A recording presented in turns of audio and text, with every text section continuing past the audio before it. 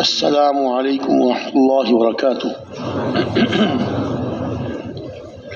الحمد للہ نحمده ونستعینه ونستغفره ونؤمن به ونتوکل علیہ ونعوذ باللہ من شرور انفسنا ومن سیئات اعمالنا ونعوذ باللہ من شرور انفسنا ومن سیئات اعمالنا من يهده الله فلا مضل له ومن يضلل فلا هادي له ونشهد أن لا إله إلا الله وحده لا شريك له ونشهد أن سيدنا ومولانا وحبيبنا محمدا عبده ورسوله أرسله بالحق بشيرا ونذيرا بين يدي الساعة وداعيا إلى الله بإذنه وسراجا منيرا صلى الله تعالى عليه وعلى آله وأصحابه وبارك وسلم تسليما كثيرا كثيرا. أما بعد فأعوذ بالله من الشيطان الرجيم. بسم الله الرحمن الرحيم. والعصر إن الإنسان لفي خسر إلا الذين آمنوا وعملوا الصالحات وتواصوا بالحق وتواصوا بالصبر. وقال عز وجل قل هذه سبيلي أدعو إلى الله على بصيرة أنا ومن اتبعني وسبحان الله وما أنا من المشركين. وقال عز وجل ومن أحسن قولا ممن دعا إلى الله وعمل صالحا وقال إنني من المسلمين. صدق الله العظيم. وقال عليه الصلاة والسلام بلغوا عني ولو آية وقال فليبلغ الشاهد الغائب. وقال عليه الصلاة والسلام لا يؤمن أحدكم حتى يحب لأخيه ما يحب لنفسه. وقال عليه الصلاة والسلام لا يؤمن أحدكم حتى يكون هواه تبعا لما جئت به او كما قال عليه الصلاة والسلام. میرے محترم بھائیو، دوستو، بزرگوں، اللہ رب العزت ساری کائنات کے خالق بھی ہیں، مالک بھی ہیں۔ اللہ رب العزت نے ہر مخلوق کو اپنی قدرت سے پیدا فرمایا۔ اللہ رب العزت اکیلے تنہا پیدا کرنے والے ہیں، کوئی ان کا وزیر نہیں ہے، کوئی ان کا مشیر نہیں ہے، صرف ایک اللہ اپنی قدرت سے ساری مخلوقات کو پیدا کیا اور ساری مخلوقات کو چلا رہے ہیں۔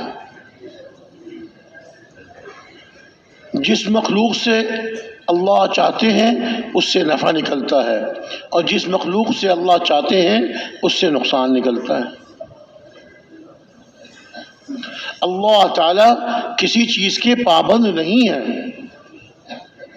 چاہے تو نفع والی چیز سے نفع نکلے اور نقصان والی چیز سے نقصان نکلے، اور چاہے تو اس کو بدل دیں، نفع والی چیز سے نقصان اور نقصان والی چیز سے نفع۔ دیکھیے، بہت مشاہدے کی بات ہے، اسپتال میں مریض داخل ہوتے ہیں، ڈاکٹر نے کہا اس کا مرض بڑھ گیا ہے، اس کو اسپتال میں رکھتے ہیں، ہسپتال میں رکھتے ہیں۔ اب ایک وارڈ میں کئی مریض داخل ہیں، ایک ہی مرض کے مریض ہیں اور ایک ہی معالج ان کا علاج کر رہا ہے اور ایک ہی دوا سب کو دے رہا ہے۔ سب کو صحت مل جاتی ہے؟ کیوں جی؟ جتنے مریض اسپتال میں داخل ہوتے ہیں کیا سب کو صحت مل جاتی ہے؟ ہرگز نہیں۔ کچھ کو اللہ تعالیٰ صحت دے دیتے ہیں، اپنے پاؤں سے چل کے اپنے گھر جاتے ہیں، اور کچھ کو 4 آدمی اٹھا کر لے کے جاتے ہیں، اللہ کو پیارا ہو جاتا ہے۔ تو اللہ کا نظام چل رہا ہے، اللہ کا نظام چل رہا ہے. دوائی میں صحت نہیں، اسپتال میں صحت نہیں، صحت تو کس کے ہاتھ میں ہے؟ ایک اللہ کے ہاتھ میں. ہمارے بزرگ حضرت مولانا محمد عمر صاحب پالن پوری رحمۃ اللہ علیہ فرماتے ہیں کہ میرے سینے میں درد ہونے لگا. سینے میں. ہمارے بڑے بزرگ تھے مولانا عمر صاحب، دیکھیں نا زیارت کیا ہم نے. تو کہنے لگے میں ڈاکٹر کے پاس گیا. ڈاکٹر نے کہا آپ سینے کا معائنہ کرائیں. پھر اس کی رپورٹ لے کے میرے پاس آئے. سینے کا معائنہ کرایا. ڈاکٹر نے کہا کہ جی مولانا، عام طور سے ڈاکٹر مریض کو نہیں بتاتے ہیں، مریض کی جو رشتے دار وغیرہ ساتھ آتے ہیں ان کو بتا دیتے ہیں، لیکن مولانا عالم بزرگ ان سے صاف صاف کہہ دیا مولانا آپ کو تو ٹی بی ہو گئی ہے، دمے کی بیماری ہو گئی ہے، اور آپ نے علاج نہ کیا، آپ نے احتیاط نہیں کی، بڑھتے بڑھتے وہ آخری درجے پہنچ گئی ہے، چوتھے درجے میں. اب آپ 2-4 مہینے کے مہمان ہیں دنیا میں. ڈاکٹر کیا کہہ رہے ہیں؟ آپ 2-4 مہینے کی دنیا میں مہمان ہیں، پھر اب بچ نہیں سکتے آپ. بہت اچھا. مولانا وہ رپورٹ لے کر دوسرے ڈاکٹر کے پاس گئے. دوسرے ڈاکٹر نے بالکل یہی بات کہی. پھر تیسرے کے پاس گئے. ہاں، تیسرے ڈاکٹر نے بھی رپورٹ دے کے مولانا کا معائنہ کر کے بالکل یہی بات کہی. چوتھے کے پاس گئے، چوتھے نے بھی یہی بات.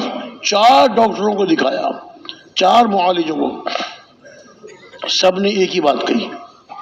مولانا فرمانے لگے، مولانا خود سنا تھا میں نے، مولانا فرمانے لگے کہ میں نے سوچا جب میری موت آنے والی ہے، 3-4 مہینے کی میری زندگی ہے، تو میں گھر میں رہ کے کیا کروں گا؟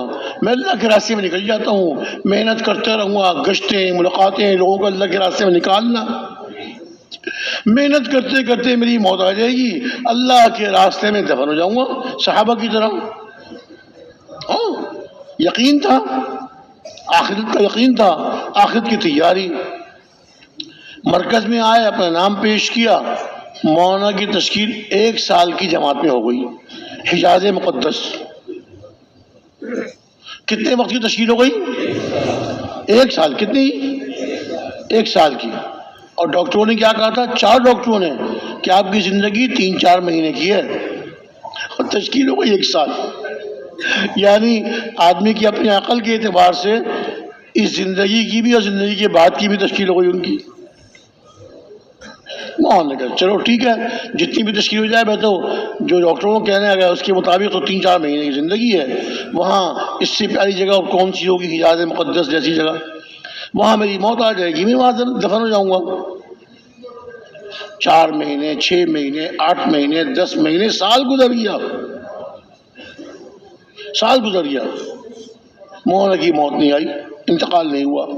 اچھا، یہ جو مرض ہوتا ہے اس میں ڈاکٹر لوگ کہتے ہیں کہ صاف پانی استعمال کریں، پھل استعمال کریں، اچھی غذا استعمال کریں. مولانا نے کہا کہ میں دوائیاں بھی ہندوستان میں چھوڑ گیا. اب دوائیاں کھا کے کیا کروں گا؟ زندگی میں 3-4 مہینے کی ہے بقول ڈاکٹروں کے. دوائیاں میں نے یہاں چھوڑ دی ہندوستان میں. اور حجاز مقدس میں اس زمانے میں وہاں اس ملک میں اتنی ترقی نہیں ہوئی تھی، پٹرول اس وقت نہیں نکلا تھا، تو وہ بہت پسماندہ دنیا کے اعتبار سے، ظاہر کے اعتبار سے بہت پسماندہ ملک تھا. صاف پانی بھی نہیں ملتا تھا. ایک تالاب ہوتا تھا، بارش کے پانی اس میں جمع ہو جاتا تھا. 2 مہینے 3 مہینے لوگ اسی پانی کو پینے میں، کپڑے دھونے میں، برتن دھونے میں، کھانا پکانے میں، سب میں وہی پانی استعمال کرتے تھے.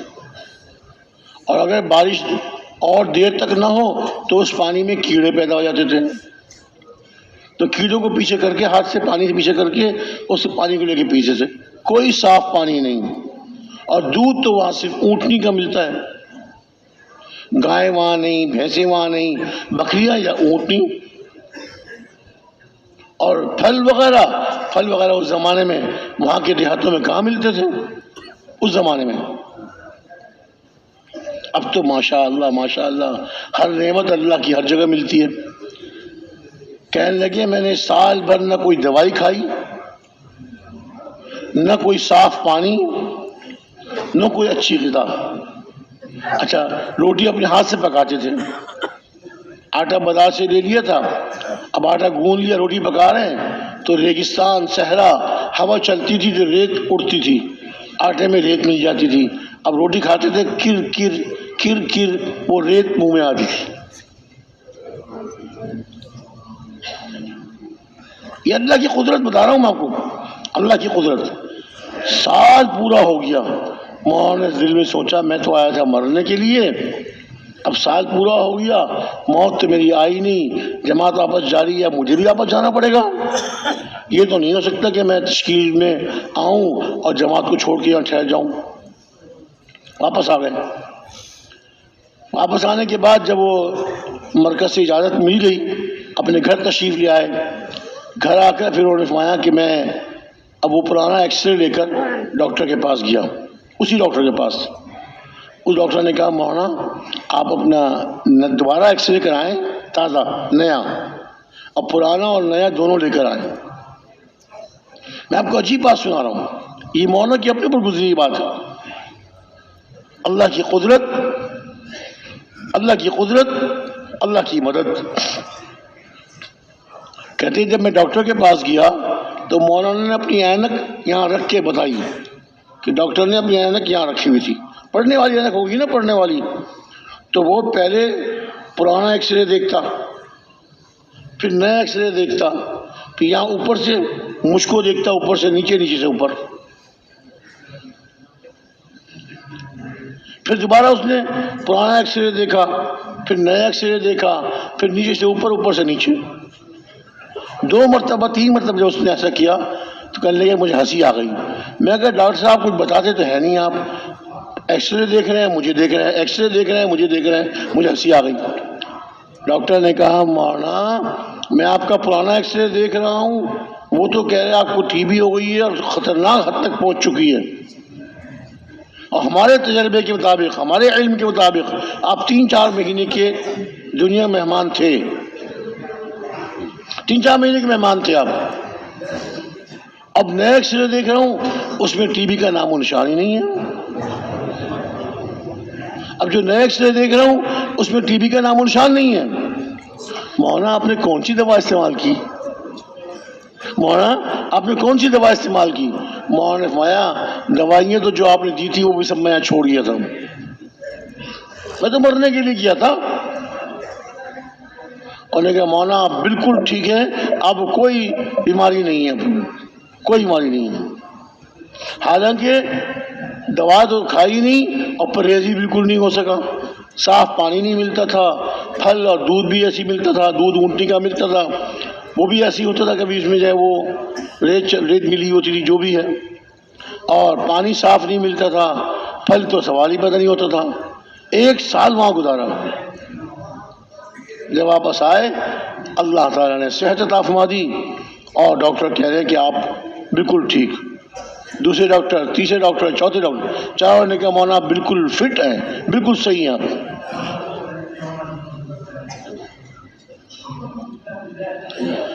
پھر اس سے بھی زیادہ عجیب بات مولانا نے سنائی کہ دیکھو میرے سفر سے آنے کے بعد اب اتنے مہینے گزر گئے،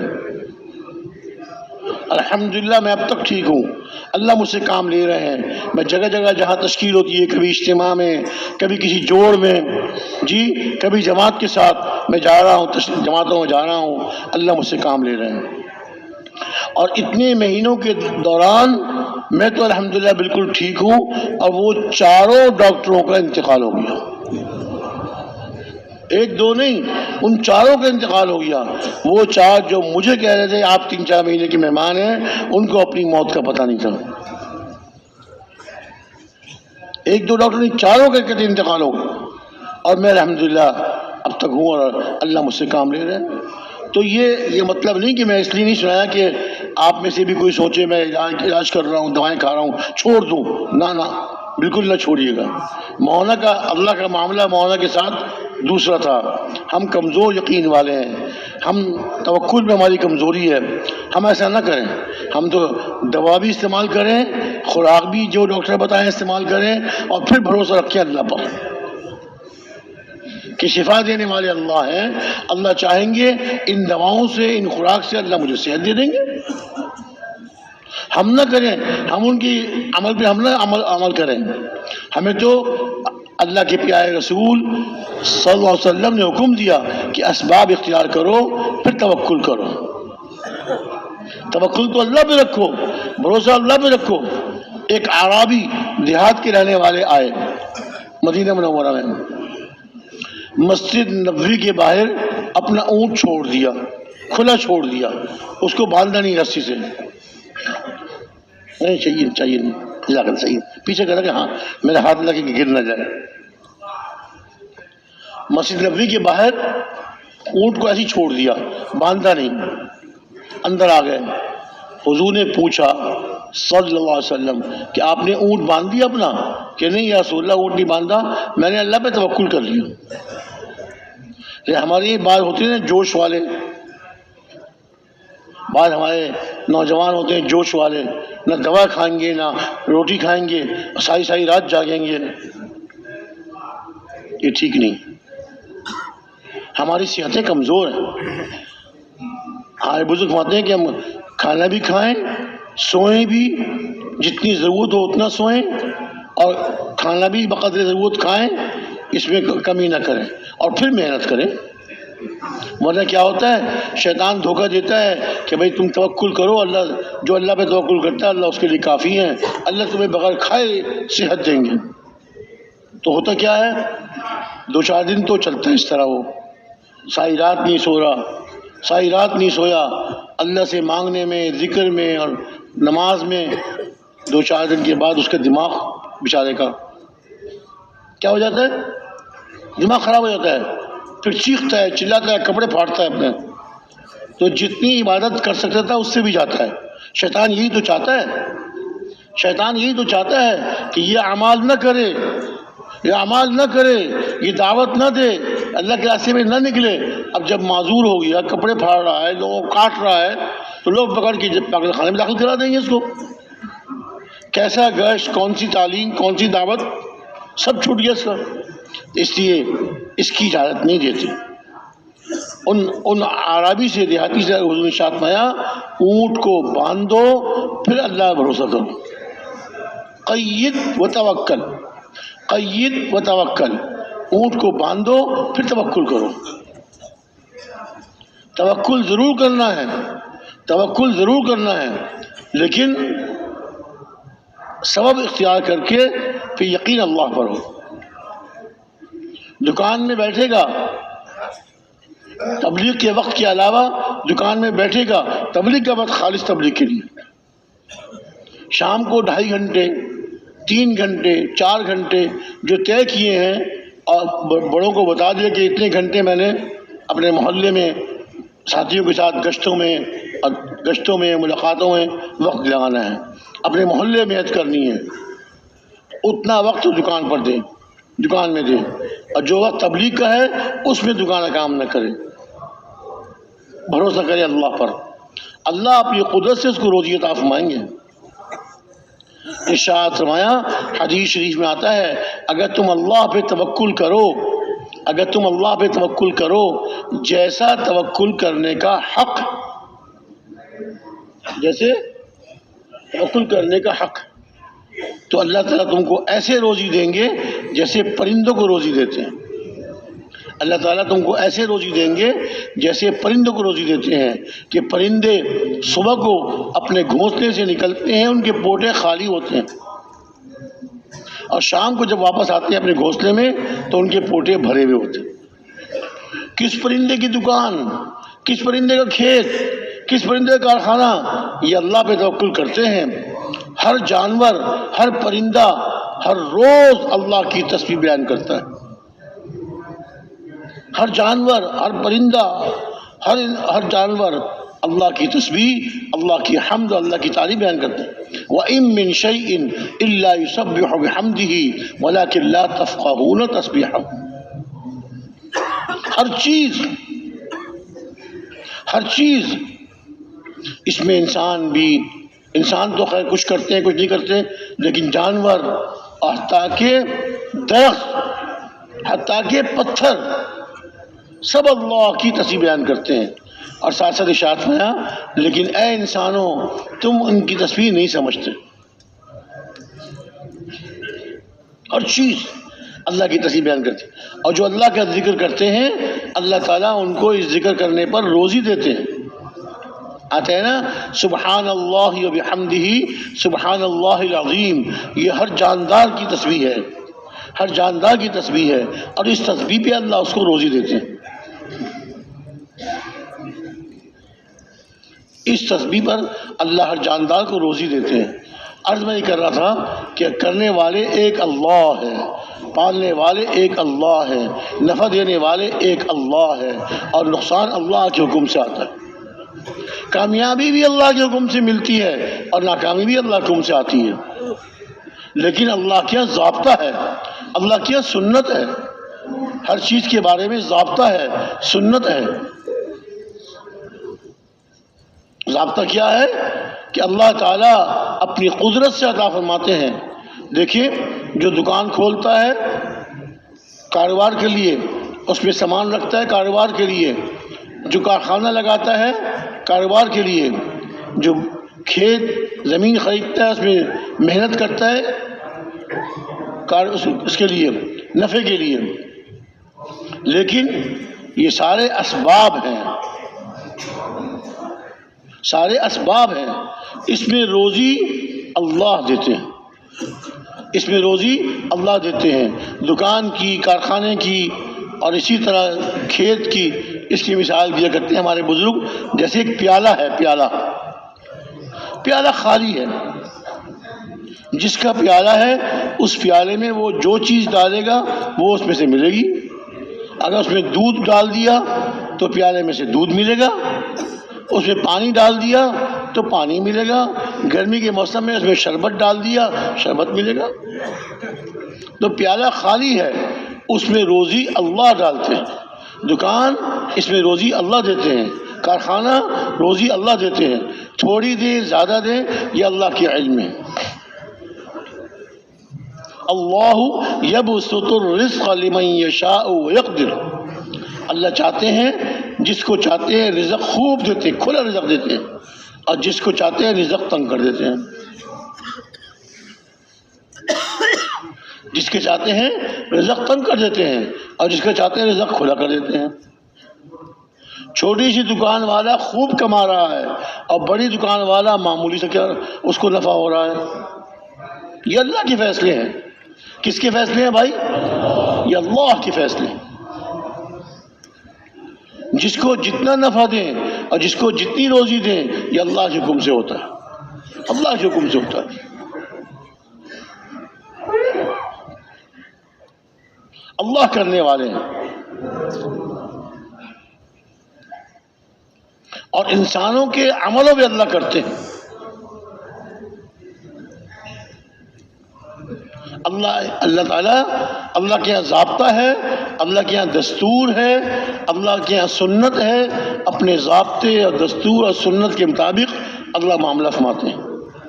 جو ضابطہ دستور اور سنت کیا ہے؟ اللہ رب العزت اچھے عمل کرنے والوں کو کامیاب کرتے ہیں اور برے عمل کرنے والوں کو اللہ ناکام کرتے ہیں. الیہ یصعد الکلم الطیب والعمل الصالح یرفعہ. اللہ ہی کی طرف اچھے کلمے اللہ کی طرف چڑھتے ہیں اور نیک عمل اللہ کی طرف بلند ہوتے ہیں. یہ اچھے عمل اور نیک اچھے کلمے یہ اللہ کے پاس جاتے ہیں، اللہ کے پاس جاتے ہیں. اور جب یہ عمل جیسے جاتے ہیں اللہ تعالیٰ کے فیصلے اس کے مطابق ہوتے ہیں. اچھے عملوں میں اللہ اچھے فیصلے فرماتے ہیں اور برے عملوں پر اللہ تعالیٰ انسانوں کے خلاف کرتے ہیں. یہ سیلابوں کا آنا، طوفانوں کا آنا اور زلزلے کا آنا اور ساری مصیبتیں یہ انسانوں کے برے عملوں کی وجہ سے، انسانوں کے برے عملوں کی وجہ سے. ابھی کچھ عرصہ پہلے کی بات ہے، یہاں ہمارے پنجاب کے ایک گاؤں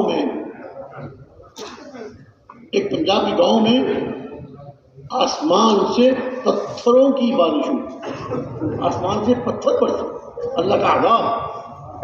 اللہ کا عذاب جیسے پچھلی قوموں میں سے بعض قوموں پر اللہ نے پتھر کا عذاب بھیجا تھا، اس زمانے میں بھی پتھر آسمان سے پڑتے۔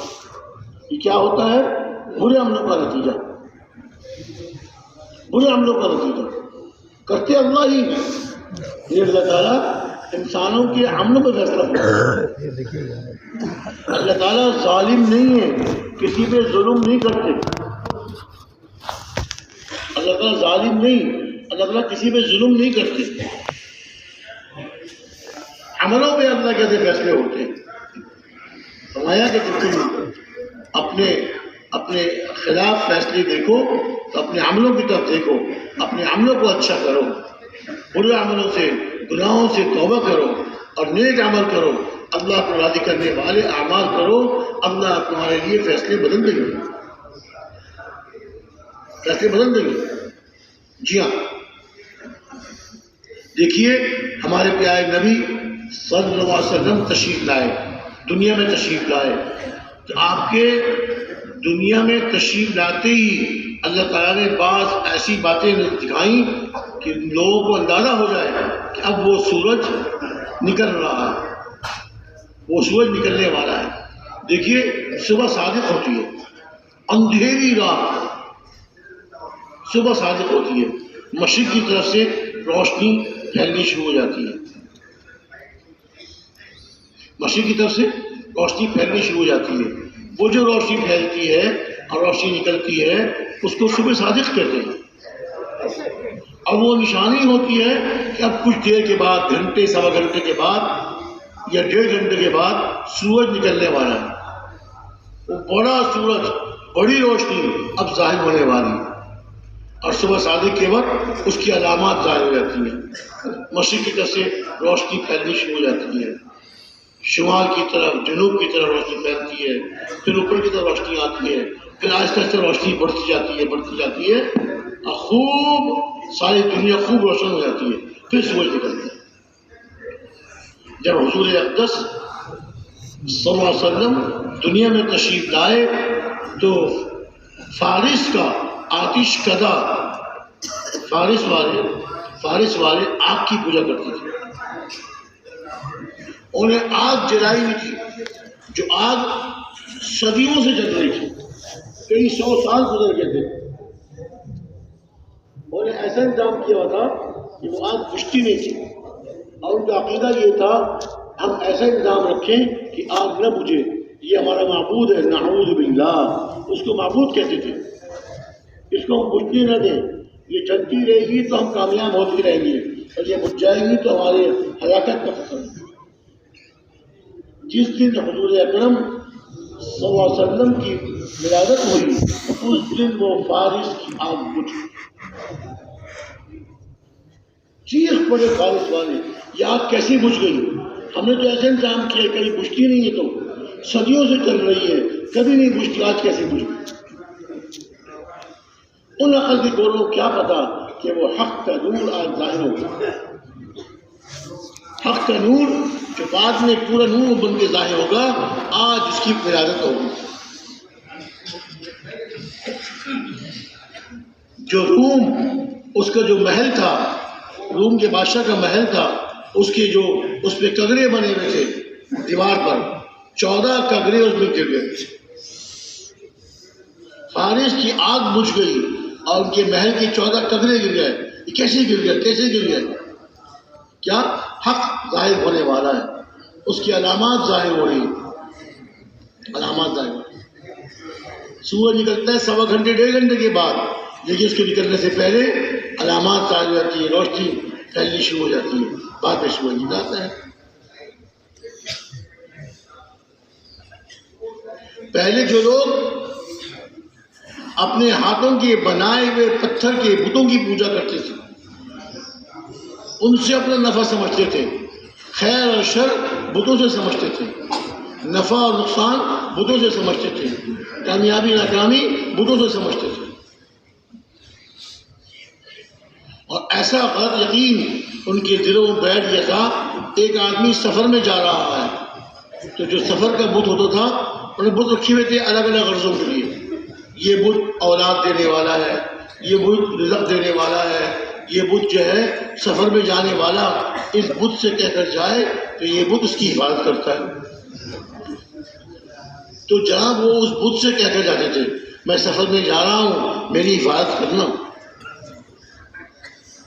اور جب سفر کر رہے ہیں اور رات آ گئی تو آتا ہے کہ 3 دفعہ یہ کہا کرتے تھے کہ اس وادی کا جو رب ہے، اپنے خیال میں اس وادی کا جو رب ہے میں اس کی پناہ میں آتا ہوں۔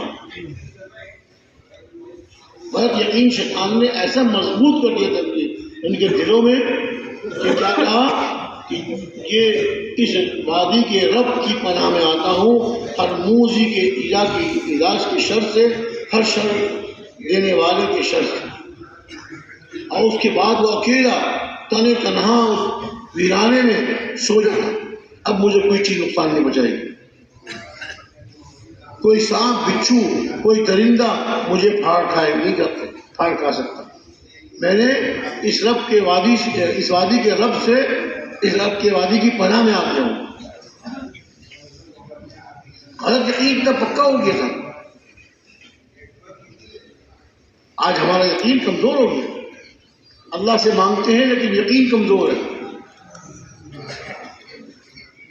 آدمی صحیح یقین والا ہو، اللہ رب العزت سے یقین کے ساتھ مانگے، اللہ رب العزت اس کو ضرور عطا فرماتا ہے۔ کیسے عطا نہیں فرمائیں گے؟ اللہ کیسے عطا نہیں فرمائیں گے؟ اللہ رب العزت نے خود حکم دیا ہے، ادعونی استجب لکم، تم مجھ سے دعا مانگو، مجھ سے مانگو، میں تمہاری دعا قبول کروں گا۔ اپنے پاک کلام میں اللہ رب العزت نے ارشاد فرما دیا، جو اللہ کا ارشاد ہے وہ حق ہے، سچ ہے۔ اور ہم جب دل کے یقین کے ساتھ اللہ سے مانگیں گے، اللہ ضرور ہمیں دعا قبول فرمائیں گے۔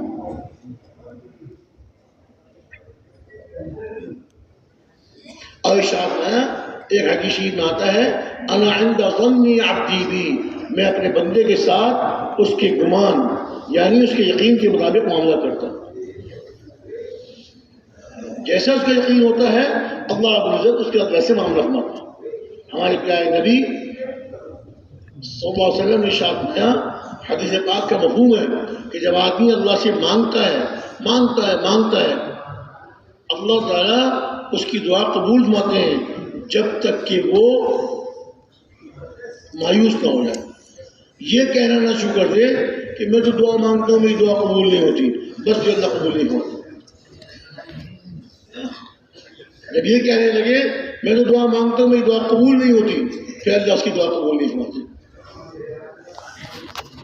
جب تو یہ کہہ رہا ہے کہ میری دعا قبول نہیں ہوتی، پھر مانگ لے جس سے چاہے مانگ لے، جس سے یہ الگ بات ہے۔ اللہ دعا ضرور قبول فرماتے ہیں، لیکن اللہ کی حکمت، لوگوں کی مصلحتیں، اللہ رب العزت کسی کی دعا جلدی قبول فرما دیتے ہیں اور کسی کی دعا دیر سے قبول فرماتے ہیں۔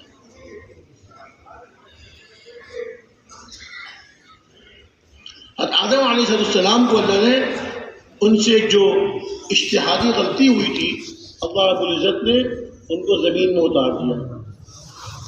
روتے رہے، توبہ کرتے رہے، 40 سال کے بعد دعا قبول ہوئی۔ بڑوں کی بات بڑی ہوتی ہے، تو یہ بات الگ ہے کہ اللہ رب العزت کسی کی دعا جلدی قبول فرماتے ہیں، کسی کی دعا کسی مصلحت کی وجہ سے اللہ تعالیٰ دیر سے قبول فرماتے ہیں۔ دعا قبول ضرور ہوتی ہے، اور بعض دفعہ یہ بھی ہوتا ہے کہ دعا قبول ہونے کے یہ بھی نہیں کہ جو مانگ رہا ہے اللہ اس کو وہ دے دیں۔ دعا قبول ہوتی ہے، اللہ اس کی دعا کی قبولیت کی نشانی یہ ہوتی ہے کہ اللہ اس سے کوئی مصیبت ہٹا لیتے ہیں۔ دعا قبول ہو گئی، اللہ نے مصیبت ہٹا دی۔ اور بعض دفعہ یہ ہوتا ہے اللہ تعالیٰ اس کی دعا قبول فرماتے ہیں اور اس دعا کا بدلہ مرنے کے بعد قیامت میں دیتے ہیں۔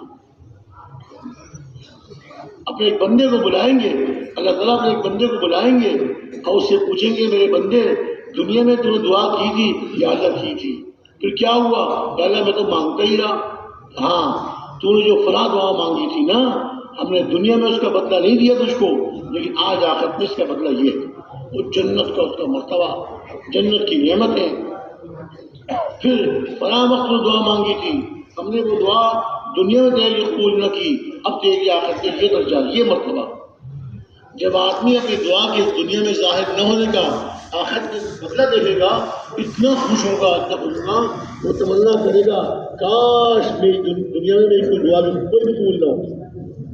یہاں ایک ہی دعا قبول ہونے میں اتنا بڑا مرتبہ مل رہا ہے، اتنا بڑا درجہ مل رہا ہے، تو وہ خوش ہو کر یہ کہے گا اے کاش میری کوئی دعا بھی قبول نہ ہو۔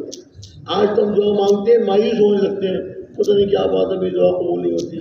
بھائی دعا ہر ایک کی قبول ہوتی ہے، بعض دفعہ اللہ تعالیٰ دعا قبول فرما کر جو مانگ رہا ہے اللہ وہی دے دیتے ہیں، بعض دفعہ دعا قبول فرما کر اس پر سے مصیبت کو ہٹا دیتے ہیں، اور بعض دفعہ آخرت میں اس کے بڑے بڑے بدلے اور بڑے بڑے مرتبے اللہ تعالیٰ فرماتے ہیں۔ دعا تو قبول ہوتی ہی ہوتی ہے، اس لیے دعا آدمی مانگتا رہے، مایوس نہ ہو۔ اللہ رب العزت اپنی حکمت سے اللہ اس کی دعا کو دنیا میں عطا فرما دے، اللہ اس کی دعا کو دنیا میں عطا فرما دے، یا اس سے مصیبت کو ہٹا دے، یا آخرت میں اللہ اس کے مرتبے عطا فرما دے۔ بات کر رہا تھا کرنے والے اللہ ہیں۔ بندہ جب اللہ کی عبادت کرتا ہے، اللہ جو حکموں کو پورا کرتا ہے، اللہ کو راضی کرتا ہے۔ اللہ کو راضی کرنا بہت آسان، اللہ نے اپنے راضی کرنے کے اسباب عطا فرما دیے۔ میں سوچوں اللہ پتہ نہیں کس چیز سے خوش ہوتے ہیں، شاید اس سے خوش ہوتے ہوں، شاید اس سے خوش ہوتے ہوں، نہیں، اللہ نے اپنے خوش ہونے کے اسباب عطا فرما دیے ہیں۔ وہ کیا کہ اللہ نے جو احکامات دیے ہیں، اللہ تعالیٰ نے جو احکامات اتارے ہیں، ان احکامات پہ عمل کریں گے، ان احکامات پر جناب رسول اکرم صلی اللہ علیہ وسلم کے طریقے کے مطابق عمل کریں گے، اللہ خوش ہوں گے، اللہ راضی ہوں گے، پھر اس کی دعاؤں کو قبول فرمائیں گے اور اس کو جو مانگے گا عطا فرمائیں گے۔ اور بعض لوگوں کو جو اللہ کے بہت قریب ہو جاتے ہیں، اللہ تعالیٰ ان کے مانگنے سے پہلے ان کو عطا فرما دیتے ہیں۔ ایک یہ میں مانگوں گا تو اللہ دیں گے، اور ایک یہ کہ مانگنے سے پہلے اللہ اس کو دے دیتے ہیں، مانگنے سے پہلے عطا فرما دیتے ہیں۔ تو میرے محترم بھائی دوستو بزرگوں، یہ اللہ کی قدرت ہے۔ اللہ تعالیٰ کامیابی ناکامی، نفع نقصان، جی یہ سب فیصلے اللہ کی طرف سے ہوتے ہیں، یہ سب فیصلے اللہ کی طرف سے ہوتے ہیں۔ اللہ سے لو لگائیں، اللہ رب العزت سے ہم اپنے دل کا تعلق جوڑیں۔ اے اللہ آپ کریم ہیں، آپ رحیم ہیں، بہت کرم فرمانے والے ہیں، بہت رحم فرمانے والے ہیں، میرے ساتھ بھی کرم کا معاملہ فرما دیجیے۔ اے اللہ میں تو بہت بگڑا ہوا ہوں، بہت گناہ گار ہوں، لیکن آپ تو بڑے کریم ہیں۔ اپنے کچھ نہ ہونے کے اقرار کرے، اے اللہ میں کچھ بھی نہیں ہوں، مجھ سے کچھ نہیں ہوتا، آپ سب کچھ ہیں اور سب کچھ آپ سے ہی ہوتا ہے۔ اپنے کچھ نہ ہونے کا اقرار کر کے اور پھر اللہ رب العزت کی صفات کو بیان کر کے اور حضور اکرم صلی اللہ علیہ وسلم ضرور شریف بھیج کر پھر خوب مانگے، اللہ رب العزت کو عطا فرمائیں۔ اور اللہ رب العزت کیسی کیسی مصیبتیں اللہ اس کی دور کر دیں گے، اس کو پتہ بھی نہیں ہوگا۔ ہمارے بڑے جو ہیں بعض دفعہ گھروں میں تو برتن ٹوٹ گیا، کپڑا کوئی جل گیا، تو کیا کہتے تھے؟ بلا ٹل گئی، یا عام طور زمانوں میں تھا بلا ٹل گئی، تو اللہ کے ہاتھ میں ہے، ایسا ہوتا ہے۔ بعض دفعہ اللہ تعالیٰ کوئی چھوٹی تکلیف بھیج کر بڑی تکلیف سے بچا لیتے ہیں۔ ایک آدمی ایک اللہ والوں کے پاس گیا اور ان سے کہا میری دعا کر دیجیے، جو مصیبت مجھ پہ آنے والی ہو مجھے پہلے پتہ چل جائے۔ اور بزرگوں نے فرمایا کہ نہیں یہ دعا مت کراؤ، اس میں تیری خیر نہیں ہے۔ وہ پیچھے پڑ گیا، سر ہو گیا کہ آپ کی دعا کر دیجیے، اور اگر دیکھ میں تجھ سے کہہ رہا ہوں یہ دعا نہ کرا، اس میں تیرے لیے خیر نہیں۔ اللہ پاک کوئی تکلیف بھیجتے ہیں تو اللہ تعالیٰ اس تکلیف کی وجہ سے اس کے گناہوں کو معاف فرما دیتے ہیں. وہاں ایک دن کا بخار آ جائے اللہ 1 سال کے گناہ معاف کر دیتے ہیں. سر میں درد ہوتا ہے اللہ گناہ معاف کر دیتے ہیں.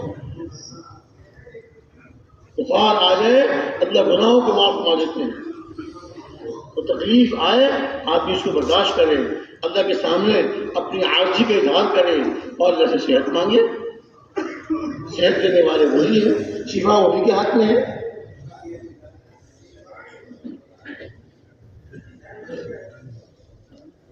تو میرے دوستوں بزرگوں, اللہ تعالیٰ کوئی تکلیف بھیجتے ہیں, چھوٹی تکلیف بھیجتے ہیں, بڑی تکلیف سے بچا لیتے ہیں.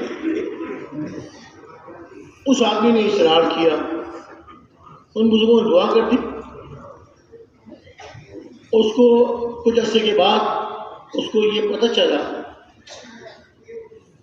اللہ تعالیٰ کی طرف سے الہام ہوا کہ تیرے جو پاس جو مال ہے اس مال پر کوئی مصیبت آنے والی ہے. اللہ نے اس کے دل میں الہام فرما دیا. او ہو اچھا, اس نے مال جو ہے کچھ اس کو دے دیا, جو قرض تھا قرض والے کو دے دیا, کچھ اس کو دے دیا, کچھ اس کو دے دیا, اور مال اس نے اپنے پاس سے نکال دیا. اب جس کے پاس گیا اس کے بعد مصیبت آئے گی, میں تو بچ گیا. او ہو دیکھو, وہ بزرگ کہہ رہے تھے اس میں خیر نہیں, دیکھو کتنا مال میرا بچ گیا. انہیں ایسی مصیبت آنے والی تھی اور اب جو ہے وہ میں بچ گیا. کچھ عرصے کے بعد اس کے دل میں اللہ نے الہام ڈالا تو یہ گھر میں جو بھینس بندھی ہوئی ہے اس بھینس پر مصیبت آنے والی ہے. ہو بھینس لے کے بازار میں کیا اور اس کو بیچ دیا. اب جس نے بھینس خریدی اس کے گھر میں جا کے وہ مر گئی. نقصان ہوا, اس کو ہوا, ہاں دیکھا میں کتنے بڑے نقصان سے بچ گیا. کچھ عرصے کے بعد اس کو پتہ چلا اب مصیبت تیرے اوپر آ رہی ہے, مصیبت تیرے اوپر آ رہی ہے. ہاں اب کیا کروں, مال تو میں ادھر کر دیا, بھینس بیچ دی, اپنے آپ کو کیا کروں. اب بھاگا ان بزرگ کے پاس, اللہ والوں کے پاس, دعا کر دیجیے. دیکھ میں تجھے منع کیا تھا یہ دعا مت کر. اللہ تعالیٰ چھوٹی تکلیف بھیج کر بڑی تکلیف کو دور کر دیتے. جب ہمارے خاندان والے بڑی بڑی عورتیں کیا کرتی تھی نا, کوئی نقصان ہو گیا, برتن ٹوٹ گیا, چلو بلا ٹل گئی, آفت دور ہو گئی, تو اس میں کچھ نہ کچھ تو صداقت نظر آتی ہے.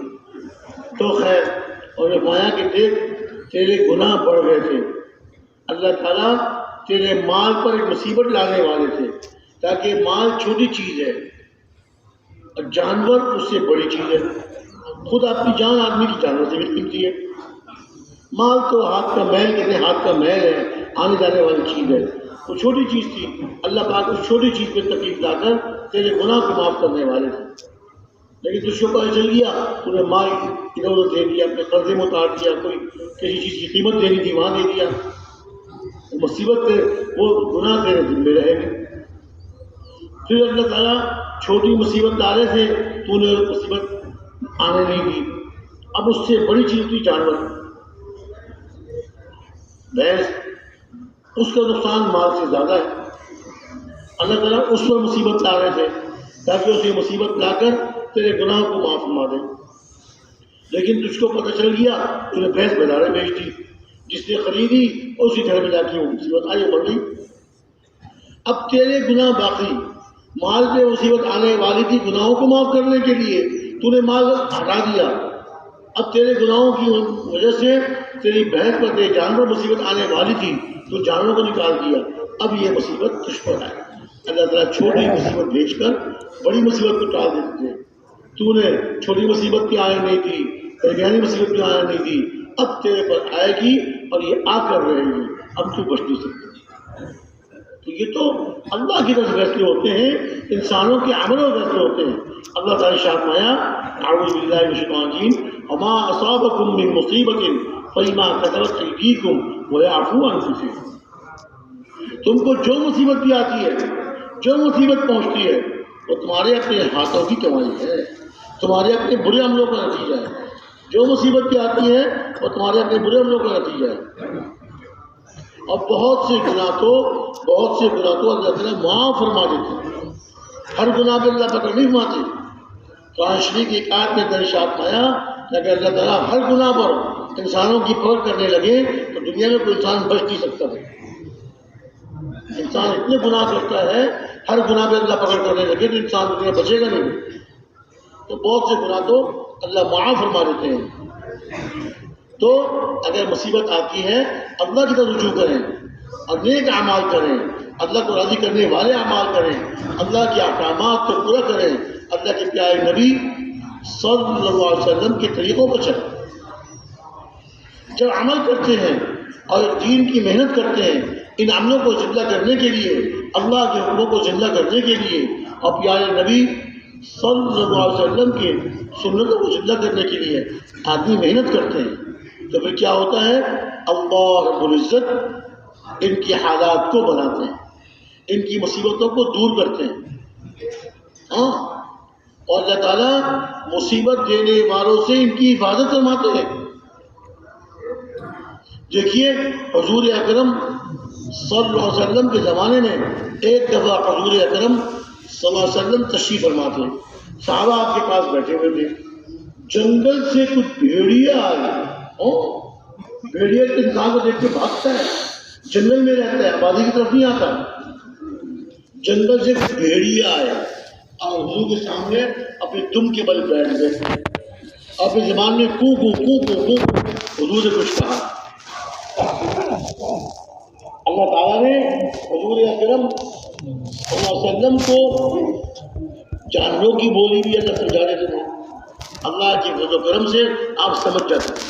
آپ نے صحابہ سے ارشاد فرمایا کہ دیکھو یہ بھیڑیا آئے، یہ مجھ سے کہہ رہے ہیں کہ اللہ نے ہماری روزی بکریوں میں رکھی ہے، ہمارا رزق بکری میں ہے. اب صحابہ کی بکریاں ہوتی ہیں، ہمارا دل نہیں چاہتا کہ ہم صحابہ کی بکریوں کو اٹھا کر لے جائیں، پھاڑ کھائیں. یہ کہاں سے آ رہا ہے؟ یہ صحابہ کے اعمال کی برکت سے. اللہ جانوروں کو مسخر کر رہے ہیں، اللہ تعالیٰ جانوروں کو مسخر کر رہے ہیں.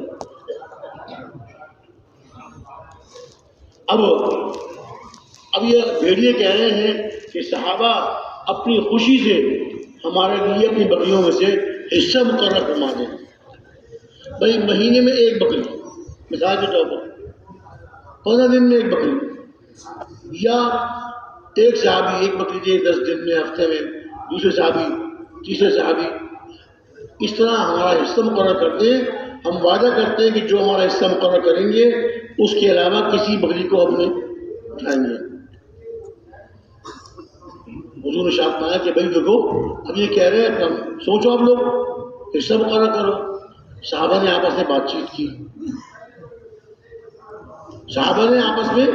چیت کی، کہ حضور سے عرض کیا کہ یا رسول اللہ بکری بچہ دیتی ہے، کبھی ایک کبھی دو، تو اس بچے کو ہم جو ہے اس کو کھلاتے ہیں، پلاتے ہیں، اس کو نہلاتے ہیں، اس کی خدمت کرتے ہیں. ہمیں اس سے تعلق ہو جاتا ہے، ہمیں بکری کے بچے سے تعلق ہو جاتا ہے. پھر بکری کا بچہ اللہ اس کو بڑا کرتے ہیں، ایسا ایسا بڑا ہو جاتا ہے. پھر بکری ہو یا بکرا بڑا ہو جاتا ہے، ہمیں اس سے محبت ہوتی ہے. اب ایسی بکری کو جس کو ہم نے جو ہے چھوٹا سا تھا، منا سا تھا، میں کرتا تھا، اس کو ہم نے پالا، اس کی خدمت کی، اب بڑا ہو گیا، اپنے ہاتھ سے ہم بھیڑیے کو دے دیں؟ یا یہ تو ہمارا دل نہیں مانتا. اپنے ہاتھ سے ہم اس بکری کو بھیڑی کمانے کر دیں کہ وہ اس کو چیر پھاڑ کھائے. حضور مسکرائے اور حضور نے ان بھیڑیوں سے ارشاد فرمایا کہ جاؤ اب تمہیں اجازت ہے. صحابہ سے ارشاد فرمایا تم اپنے بکریوں کی حفاظت کرو، اور بھیڑیوں سے کہا کہ تمہیں داؤ لگ جائے تم بکری لے جائے گا، تمہیں اجازت ہے. اب تم بغیر اجازت لے کے نہیں جاؤ گے، تمہیں اجازت ہے، جس کو جہاں سے داؤ لگ جائے وہ لے جائے گا. بھیڑیے خوش ہو گئے، اب بھیڑیے کو کرتے کرتے جنگل کو چلے گئے. یہ کیا تھا؟ یہ صحابہ کے اعمال کی برکت سے اللہ نے بھیڑیے کو دل میں ہمدردی ڈالی. اللہ دنیا کے حالات کو ان کے موافق کر دیتے ہیں نیک عمل کرنے والوں کے، جو دین پر چل رہے ہوتے ہیں اور دین پہ عمل کر رہے ہوتے ہیں اور دین کو دنیا میں پھیلانے کی کوشش کر رہے ہوتے ہیں۔ اس امت کا بڑا مقصد کیا ہے؟ دعوت والا کام کرنا، سارے انسانوں کی فکر کرنا۔ کسی انسان کوئی مسلمان بھی اللہ کی ناراضگی والا عمل نہ کرے، ہر مسلمان اللہ کی رضا والے اعمال کرنے والے بن جائے۔ پھر اللہ تعالیٰ دنیا کی مخلوقات کو ان کی خدمت میں لگا دیتا ہے۔ جن دنیا کی مخلوقات کو، دنیا کی چیزوں کو اللہ ان کی خدمت میں لگا دیتا ہے۔ کیوں؟ انہوں نے اللہ کو راضی کیا، انہوں نے اللہ کو راضی کیا، اللہ نے ان کی ضرورتیں پوری فرما کے ان کو راضی کر دیا۔ آتا ہے من کان للہ کان اللہ لہ، جو اللہ کا ہو گیا اللہ اس کے ہو گئے، جو اللہ کا ہو گیا اللہ اس کے ہو گئے۔ یقین رکھے کہ جو نیک عمل کرنے والے اور نیک اعمال کو دنیا میں زندہ کرنے کی محنت کرنے والے، اللہ ان کے ساتھ ہوتے ہیں، اللہ ان کی دعاؤں کو قبول فرماتے ہیں، اللہ ان کی ضرورتوں کو پورا فرماتے ہیں اور اللہ کی مدد ان کے ساتھ ہوتی ہے۔ اللہ کی مدد ان کے ساتھ ہوتی ہے۔ غزوہ خندق میں مکہ مکرمہ کے کفار آپس میں بیٹھ کے سوچ بچار کی، کہنے لگے یہ مسلمان تھوڑے سے تو ہیں، یہ بڑھتے جا رہے ہیں، ایسا کرو سب مکہ مکرمہ کے رہنے والے جمع ہو جاؤ، سارے جمع ہو جاؤ، اور مکہ مکرمہ سے مدینہ کے راستے میں جتنے قبیلے آباد ہیں ان کو تیار کرو، وہ بھی ہمارے ساتھ چلیں۔ مکہ مکرمہ کے سارے کفار اور راستے کے سارے قبائل والے ان کو بھی تیار کرو، وہ ہمارا ساتھ دیں گے، ہم سب مل کے یثرب پہ آئیں گے۔ مدینہ کا پرانا نام یثرب تھا۔ یثرب جا کر ہم سب مل کے ایک دفعہ حملہ کریں گے اور نعوذ باللہ ثم نعوذ باللہ سب مسلمانوں کو ختم کر دیں، دنیا سے اسلام کا نام مٹا دیں۔ اب ظاہر کے اعتبار سے تو ان کی بات صحیح لگ رہی تھی کہ کفار کی تعداد بھی زیادہ، راستے کے قبائل کو ساتھ لے لیں گے۔ اب دوسری بات یہ تھی کہ جو مدینہ منورہ میں یہودی آباد تھے، بنو قریظہ، مدینہ منورہ میں جو یہودی آباد تھے بنو قریظہ، ان کو پیغام بھیجا ہم سب مل کے آ رہے ہیں، مسلمانوں کو ختم کر دیں گے، تم بھی ہمارے ساتھ، ہم باہر سے حملہ کریں گے، تم اندر سے حملہ کرنا، ایک مسلمان کو ہم پیس ڈالیں۔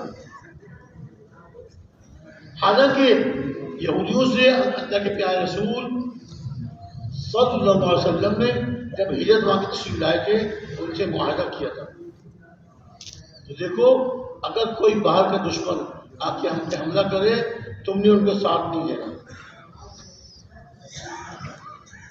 یہودیوں سے معاہدہ ہوا ہوا تھا، لیکن یہودی بھی لالچ میں آ گئے کہ اتنے لوگ آ رہے ہیں، مکہ مکرمہ کے سارے کافر آ رہے ہیں، راستے کے سارے قبائل والے آ رہے ہیں، اب تو ایک مسلمان بھی نہیں بچے گا، پھر ہم مل کے سب جو ہے ان کی مال دولت ان کی عورتوں کو ہم لوٹ لیں گے۔ ان کو بھی لالچ آ گیا۔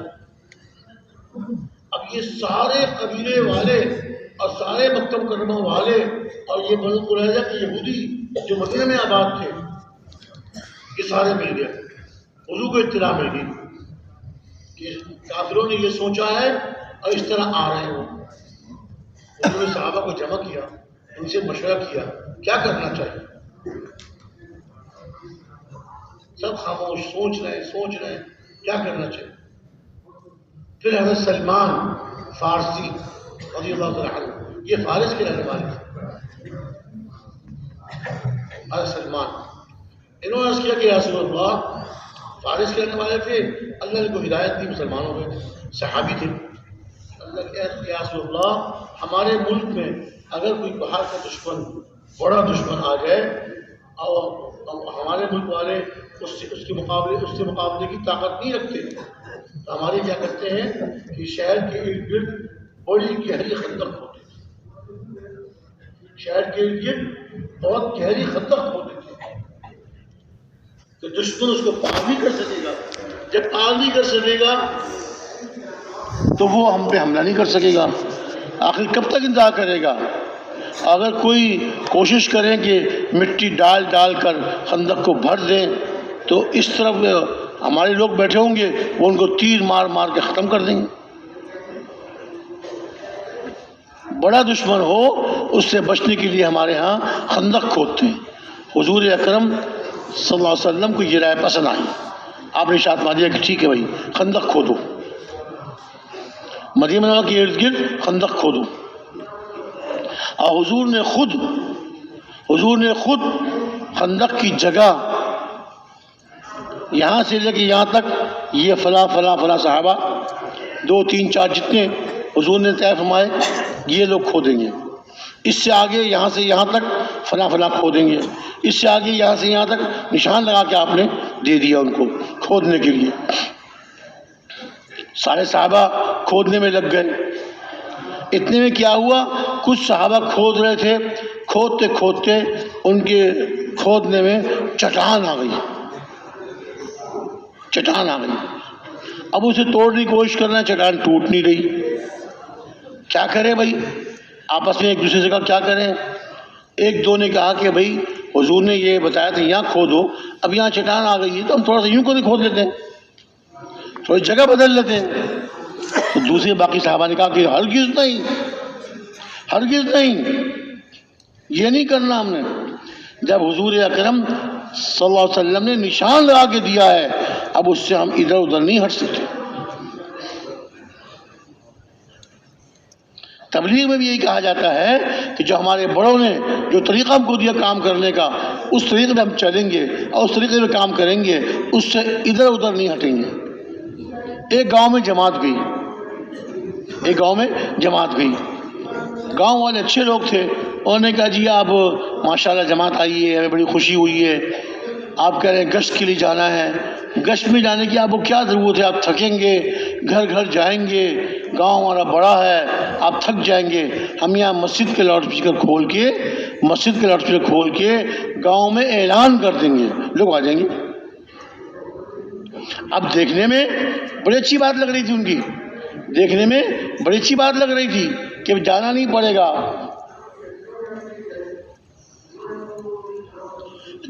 پڑے گا.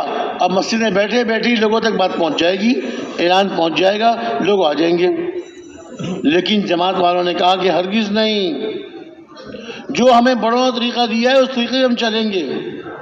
ہم لاؤڈ اسپیکر سے اعلان کروا کے لوگوں کو جمع نہیں کریں گے. ہمارے لیے خیر اس میں ہے جو بڑوں سے ہمیں طریقہ ملا ہے.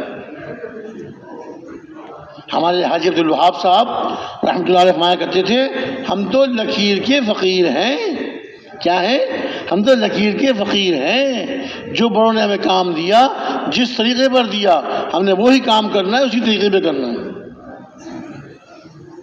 دوسرے صحابہ نے کہا کہ نہیں ہم جگہ نہیں بدلیں گے.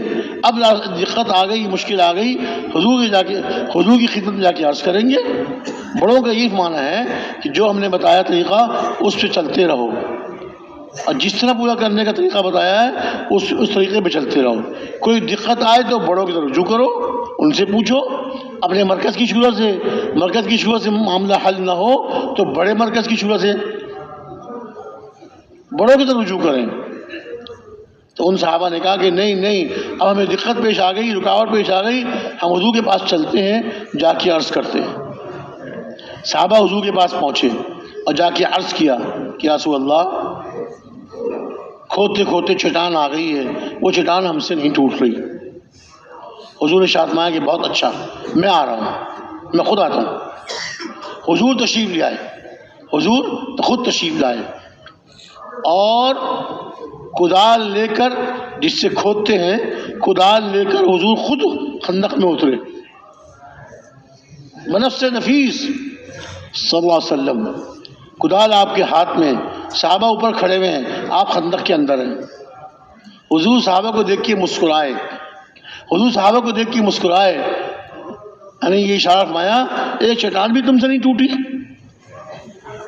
تو صحابہ نے اپنے پیٹ پہ سے کرتا اٹھایا تو پیٹ پہ پتھر بندھا ہوا تھا.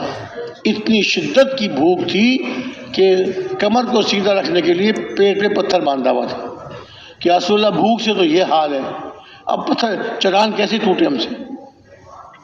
جب حضور نے ان کے پیٹ پہ پتھر بندھا ہوا دیکھا تو حضور نے اپنے مبارک پیٹ سے اپنا کرتا اٹھا کے دکھایا. آپ کے پیٹ پہ 2 پتھر بندھے ہوئے تھے. حضور کو اتنی بھوک تھی، ایک پتھر سے کام نہیں چلا، آپ نے 2 پتھر باندھے ہوئے تھے صلی اللہ علیہ وسلم. اگر صحابہ بھوکے تھے تو حضور کو بھی شدت کی بھوک تھی.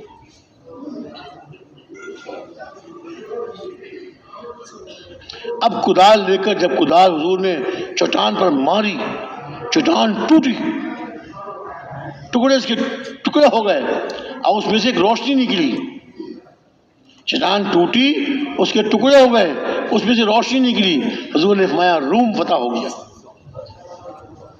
مجھے اس روشنی میں دکھایا گیا ہے کہ روم کا ملک فتح ہو گیا. پھر دوبارہ آپ نے کدال ماری تو باقی چٹان بھی ٹوٹ گئی اور اس میں سے روشنی نکلی. آپ نے ارشاد فرمایا فارس فتح ہو گیا. منافقین بھی آئے ہوئے تھے حضور کے ساتھ، جو دل میں نفاق رکھتے تھے، اوپر ایمان ظاہر کرتے تھے، اندر کفر تھا. وہ منہ چھپا چھپا کے ہنسنے لگے، منہ چھپا چھپا کے منافق ہنسنے لگے کہ دیکھو جی پیٹ پہ تو پتھر باندھے ہیں بھوک کی وجہ سے، خواب کیا دیکھ رہے ہیں؟ روم کے فتح ہونے کا اور فارس کے فتح ہونے کا. صحابہ کو یقین ہو گیا، جو ایمان پکے ایمان والے تھے ان کو یقین ہو گیا. حضور نے ارشاد فرما دیا یقیناً فتح ہوگا، روم بھی فتح ہوگا، فارس بھی فتح ہوگا. صحابہ ایسے یقین والے تھے. حضور کے ارشاد کے بعد ایک رتی کے برابر ان کو کوئی شک نہیں تھا، یقین کر لیا. منافقین تھے جو ہنس رہے تھے. اچھا اب اللہ کا کرم ہوا اور حضور کا معجزہ ظاہر ہوا. حضرت جابر رضی اللہ عنہ گھر جو ہے خندق کے میدان کے قریب تھا. جب انہوں نے دیکھا کہ حضور کے 2 پتھر بندھے ہوئے ہیں ان کو بڑا ملال ہوا کہ حضور کو اتنی بھوک لگی ہوئی ہے. فوراً دوڑتے دوڑتے اپنے گھر گئے، اہلیہ سے پوچھا کچھ کھانے کو ہے؟ میں نے دیکھا حضور کو بہت بھوک لگی ہوئی ہے. اہلیہ نے کہا کہ دیکھو یہ تھوڑا سا جو ہے، 1-2 مٹھی جو ہے، میں ان کو پیس لیتی ہوں، آٹا گوندھ لیتی ہوں، اور ہمارے گھر میں اور تو کچھ ہے نہیں. یہ بکری کا بچہ ہے، بکری بھی نہیں، بکری کا بچہ ہے. آپ اس کو ذبح کر دیجئے، آپ اس کو ذبح کر دیجئے، ذبح کر کے گوشت بنا لیجئے. سرکار کے لیے تو ہماری ہر چیز قربان ہے، سرکار کے لیے ہماری جان مال سب قربان. اب کیسے صحابہ، کیسی قربانی والے، گھر میں اور کچھ نہیں ہے، صرف ایک بکری کا بچہ ہے، اسی کو ذبح کر دیجئے، اس کا گوشت بنا دیجئے، اور یہ تھوڑے سے جو ہے میں اس کو پیس کر آٹا بنا لیتی ہوں، آٹا گوندھ لیتی ہوں. بہت اچھا. حضرت جابر نے بکری کا بچہ ذبح کیا، بکری کا بچہ ذبح کیا، اس سے گوشت بنایا، گوشت اپنی اہلیہ کو دیا. اہلیہ نے جو پیسے، آٹا بنایا، آٹا گوندا اور کہا کہ اب جائیے حضور اکرم صلی اللہ علیہ وسلم سے چپکے سے کہیے گا یا رسول اللہ آپ اور 2-4 صحابہ، کھانا تھوڑا ہے، بتا دیجیے گا کھانا تھوڑا ہے، آپ اور 2-4 صحابہ تشریف لے آئے، کھانا نوش فرما لیں. حضرت جابر رضی اللہ عنہ تشریف لے گئے، حضور کی خدمت میں حاضر ہوئے، چپکے سے عرض کیا کہ یا رسول اللہ آپ کی بھوک دیکھ کر مجھے بڑا ملال ہوا. اب میں اپنے گھر گیا، بیوی سے پوچھا، بیوی نے کہا کہ جی بکری کا بچہ ہے، تھوڑے سے جو ہے، میں اس کو پیس لیتی ہوں، آٹا بنا لیتی ہوں، تم آپ بکری کا بچہ ذبح کریں، گوشت بنائیں. یا رسول اللہ تھوڑا سا سالن ہے، تھوڑی سی روٹیاں ہیں، آٹا ہے، اس کی روٹیاں پکائیں گے، آپ اور 2-4 صحابہ آپ کے ساتھ تشریف لے چلیں. صاف کہہ دیا کھانا تھوڑا ہے. حضور نے ایک صحابی سے ارشاد فرمایا کہ بھائی سارے خندق کے صحابہ میں اعلان کر دو، چلو جابر کے گھر چلو کھانا کھاؤ. کھانا کتنا ہے؟ حضور کے لیے 2-4 صحابہ کے لیے بس. اور حضور اعلان کر رہے ہیں سارے خندق کے صحابہ میں، خندق کے سارے صحابہ میں کہ چلو جابر کے گھر تمہارا کھانا ہے. اب تو جاوید کا اوپر کا سانس اوپر، نیچے کا نیچے، بھاگتے دوڑتے گھر پہنچے. اب کیا ہوگا، اب کیا ہوگا؟ بیوی نے پوچھا خیریت کیا ہوا؟ کہ میں حضور نے تو سارے خندق والوں میں اعلان کر دیا کہ جابر کے گھر چلو تمہارا کھانا ہے. یہ بتائیے آپ نے حضور کو بتا دیا تھا کھانا تھوڑا ہے؟ ہاں ہاں میں نے بتا دیا تھا رسول اللہ، آپ اور 2-4 صحابہ آپ کے ساتھ، کھانا تھوڑا ہے بس. اب وہ بھی صحابیہ تھیں، یقین والی تھیں. انہوں نے کہا کہ آپ کے بتانے کے بعد بھی حضور نے اعلان کروا دیا، اب اللہ جانے اللہ کے رسول جانے، ہمیں نہیں پتا. اب کوئی فکر کرنے کی ضرورت نہیں، اللہ جانے اللہ کے رسول جانے، ہمیں نہیں پتا. جب آپ نے صورت حال اور حقیقت عرض کر دی تھی، آپ نے صورت حال اور حقیقت عرض کر دی تھی کہاں تھوڑا ہے، اب اللہ جانے اللہ کے رسول جانے. یہ آپس میں باتیں کر رہے تھے، اتنے میں حضور نے ایک قاصد دوڑایا کہ جاؤ جابر کے گھر اور ان سے کہو میرا انتظار کریں، میرے آنے سے پہلے پہلے چولہے سے ہنڈیاں نہ اتارنا اور آٹے کی روٹی نہ پکانا. رک گئی روٹیاں پکائیں، تو روٹیاں شروع کرنے والی تھیں، رک گئی. حضور کا حکم آ گیا، حضور تشریف لائے، پردہ کرا کے باورچی خانے میں تشریف لائے. اب کچھ پڑھ کر ہنڈیاں میں دم کیا، اب کچھ پڑھ کر آٹے میں دم کیا، کچھ پڑھ کر آٹے میں دم کیا، اور کچھ پڑھ کر جو ہنڈیاں چولہے میں رکھی ہوئی تھی جس میں بکری کے بچے کا گوشت پک رہا تھا، کچھ پڑھ کے آپ نے دم کیا. پھر ارشاد مایا کہ لو روٹی پکانے والی کو بٹھاؤ، روٹی پکاتی جائے کھلاتی جائے، روٹی پکاتی جائے کھلاتی جائے. اور ہنڈیے سے سالن نکالتی جاؤ دیتی جاؤ. گھر چھوٹا تھا، حضور نے اعلان کروایا کہ 10 صحابہ آئیں، کھانا کھائیں چلے جائیں، پھر دوسرے 10 آ جائیں. سارے خندق والے 10 کر کے آتے رہے اور کھانا کھا کھا کے پیٹ بھر کر، سب بھوکے تھے، سب کے پیٹ خالی تھے، لیکن سارے 10 کے 10 صحابہ آتے تھے. گرم گرم روٹی اور بکری کا گوشت، تازہ سالن. جو تازہ گوشت ہوتا ہے وہ زیادہ لذیذ ہوتا ہے. خوب کھاتے تھے، خوب پیٹ بھر کے کھاتے تھے. وہ چلے جاتے اور 10 آ جاتے. سارے خندق والوں نے کھانا کھایا. حضرت جابر نے جب برچخانے میں جا کر دیکھا اپنی اہلیہ سے تو کہا کہ ارے یہ تو لگ رہا ہے سالن کمی نہیں ہوا اور یہ آٹا کمی نہیں ہوا، سارے صحابہ نے کھا لیا. ایک صحابی نے پوچھا اے جابر اس وقت خندق میں کتنے لوگ تھے جنہوں نے آپ کے گھر میں کھانا کھایا؟ فرمایا 300 آدمی تھے. کتنے؟ جو 2-4 آدمیوں کا کھانا تھا، اللہ کی قدرت سے اللہ نے اس میں برکت نازل فرمائی. 300 صحابہ نے کھا لیا اور کھانا ایسا جیسے کمی نہیں ہوا، آٹا ایسے جیسے کمی نہیں ہوا آٹا. آپ نے ساتھ میں آیا تھا روٹی پکانے والی کو بٹھا دو، روٹی پکاتی جائے کھلاتی جائے، روٹی پکاتی جائے کھلاتی جائے. 300 کے 300 صحابہ نے خوب پیٹ بھر کے کھایا، گرم گرم روٹیاں، تازہ گوشت، خوب کھایا. اور اس کے بعد حضور اکرم صلی اللہ علیہ وسلم نے اور آپ کے ساتھ حضرت ابوبکر صدیق، حضرت عمر فاروق اور 2-4 صحابہ جو رہ گئے تھے انہوں نے کھانا نوش فرمایا. کھانا بھی بچا ہوا ہے، سالن بچا ہوا ہے، آٹا بچا ہوا ہے. حضور نے ارشاد فرمایا تم گھر والے بھی کھا لو اور جو بچ گیا ہے محلے میں تقسیم کر دو. اب دیکھیے نا، جب نیک عمل کرتے ہیں اللہ حالات بناتے ہیں. کیسے حالات بنائے کہ اللہ نے ایسی برکت ڈالی، ایسی برکت اتاری کہ 300 صحابہ نے 2-4 آدمیوں کو کھانا 300 صحابہ نے کھا لیا، اور نہ سالن میں کمی آئی نہ آٹے میں کمی آئی. یہ ہے اللہ حالات بناتے ہیں، اللہ تعالیٰ حالات بناتے ہیں. برکت اللہ ایسے نازل فرماتے ہیں، برکت اترتی بھی نظر نہیں آتی. ہم دیکھ رہے ہوں گے جس طرح آسمان سے بارش برستی ہے اس طرح برکت نازل ہوگی، آٹے میں برکت آ رہی ہے بارش کے پانی کی طرح، اور سالن میں برکت آ رہی ہے. اللہ کا نظام ہے، اللہ کی قدرت، اللہ کی حکمت.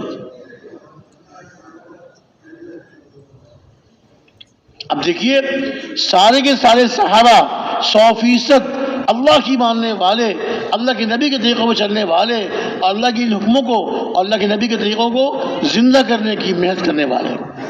ہر صحابی داعی تھے، ہر صحابی محنت کرنے والے تھے، اللہ کی مدد ان کے ساتھ تھی. اب دشمن آ گئے، دشمن خندق کی اس طرف، خندق کیسے پار کریں؟ ایک دو نے پار کرنے کی کوشش کی، خندق کے اندر گر گئے.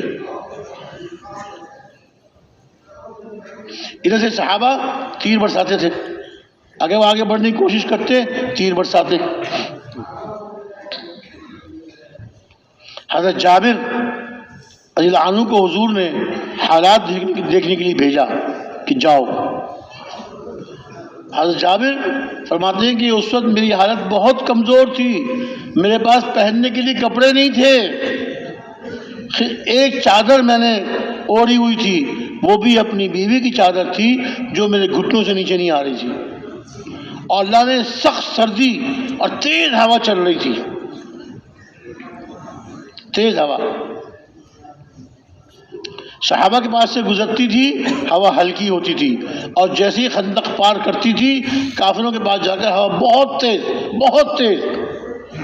اللہ کی مدد. پھر اللہ تعالیٰ اپنے ایسے بندوں کی مدد فرماتے ہیں، ان کے کاموں کو بناتے ہیں. حضور نے بھیجا جابر کو، جاؤ حالات دیکھ کر آؤ. اور جابر کہتے ہیں کہ میں تو بہت کمزور حال میں تھا، بہت سخت سردی لگ رہی تھی، میں تو زمین سے اپنے آپ کو چمٹا کے بیٹھا ہوا تھا.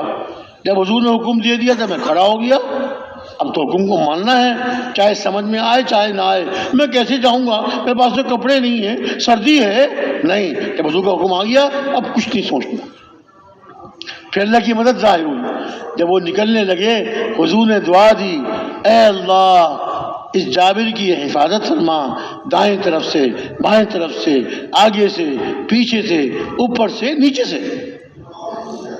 وہ جابر ماتے ہیں کہ بس حضور کی دعا دینے کی دیر تھی، حضور نے دعا دی، میرے بدن سے سردی کا اثر ختم ہو گیا. کہاں تو میں پورے قافلے میں سب سے کمزور حال میں تھا، ایک ہی چادر اوڑھا ہوا تھا جو بہت چھوٹی تھی، میرے گھٹنوں تک آتی تھی، وہ بھی اہلیہ کی چادر تھی، وہ اوڑھا ہوا تھا، اور اب مجھے کوئی سردی نہیں لگ رہی، اور میں بہت زیادہ ڈرا ہوا تھا، میرے دل سے خوف نکل گیا. چلتے چلتے حضور نے ارشاد فرمایا، بس جاؤ جابر حالات دیکھ کر آؤ، وہاں کوئی حرکت نہ کرنا، کوئی حرکت نہیں کرنا وہاں. بہت اچھا. اچھا مجھے سردی بھی نہیں لگ رہی اور میرے دل میں کوئی خوف بھی نہیں تھا. میں چلا گیا جا کر دیکھا ایک آدمی ہے جی ذرا گندمی رنگ کا ہے، اور وہ آگ جلائی ہوئی ہے، آگ سے روشنی ہو رہی ہے. میں نے دیکھا کہ وہ آگ اپنے ہاتھ آگ پر سینکتا ہے، اپنے پھیرتا ہے اپنے جسم پر. سخت سردی لگ رہی تھی، اور کہہ رہا ہے الرحیل الرحیل، ارے کوچ کرو، چلو واپس چلو. کہتے ہیں کہ ابو سفیان تھے، اس سے پہلے پہچانتا نہیں تھا ابو سفیان کو. میں نے کہا یہ جو اس طرح کہہ رہے ہیں نا، یہ معلوم ہوتا ہے ان کا سردار ہے، میں اس کا بھی کام تمام کرتا ہوں، ابھی اس کا کام تمام کرتا ہوں. میں نے تیر نکالا اپنے ترکش میں سے، چلے پہ چڑھایا. اس سے پہلے کہ میں تیر چلاتا مجھے حضور کی بات یاد آ گئی کہ دیکھو کوئی حرکت نہ کرنا. میں تیر نکال کے واپس رکھ دیا. پھر جوش آیا دوبارہ کہ نہیں اس کو تو میں کم از کم اس کو تو ختم کر دوں. پھر تیر نکالا، پھر چلے میں چڑھایا، پھر حضور کی بات یاد آئی، پھر تیر نکالا. جب ایک دفعہ دو دفعہ تیر چلے میں چڑھایا تو اس کے کھینچنے کی آواز نکلی تو کہتا ہے ابو سفیان، ارے مجھے لگتا ہے تم میں کوئی جاسوس آ گیا، دشمن کا آدمی آ گیا. ہر آدمی اپنے بڑے والے سے پوچھے کہ تو کون ہے، اس طرح جاسوس پکڑا جائے گا. وہ ہر ایک بڑے والے سے پوچھے. جابر فرماتے ہیں کہ میں نے فوراً، اللہ نے میرے ذہن میں عقل ڈالی، میں نے اس سے پہلے کہ مجھ سے کوئی پوچھتا میں نے بڑے والے کا ہاتھ پکڑا. ارے تو کون ہے، تو جانتا نہیں کون ہوں، میں فلانا ہوں. ہاں اچھا، تو کون ہے، تو جانتا نہیں مجھے کون. میں نے ان سے پوچھا، وہ اپنے جواب دینے میں لگ گئے، مجھ سے کسی نے نہیں پوچھا. میں چھپ گیا اس طرح. میں چھپ گیا. پھر کہتے میں اور ایک قبیلے والے بیٹھے ہوئے تھے, وہاں ان کے پاس میں گیا تو وہاں بھی دیکھا کہ اتنی تیز ہوا چل رہی تھی کہ کنکر پتھر اڑ اڑ کے ان کے جانوروں کو لگ رہے تھے, جانور بھدک رہے تھے, اور ہنڈیاں جو چولہے میں رکھی تھی وہ الٹ رہی تھی ہوا سے, کھانا سارا مٹی مل رہا تھا, جانور بھدک رہے تھے. اور قبیلے والے کہنے لگے چلو چلو واپس چلو, چلو چلو واپس چلو. سارے حالات دیکھ کر اب میں چپ کے وہاں سے نکلا. واپس آ رہا تھا تو راستے میں مجھے 20 گھوڑے پہ گھوڑ سوار ملے, 20 آدمی, انہوں نے سروں پہ پگڑیاں باندھ دی ہوئی تھی. فرشتے تھے وہ, فرشتے, بعد میں حضور نے بتایا فرشتے تھے. 20 آدمی گھوڑے پہ سوار, سر پہ پگڑیاں باندھی ہوئی, اور انہوں نے کہا اپنے آقا سے جا کر کہہ دو کہ اللہ نے آپ کی مدد فرما دی. ان فرشتوں نے جو اسے انسانی شکل میں آئے ہوئے تھے, گھوڑے پہ سوار تھے, ان 20 نے کہا حضرت جابر سے کہ اپنے آقا سے کہہ دینا اللہ کی مدد آ گئی, اللہ نے آپ کی مدد فرما دی.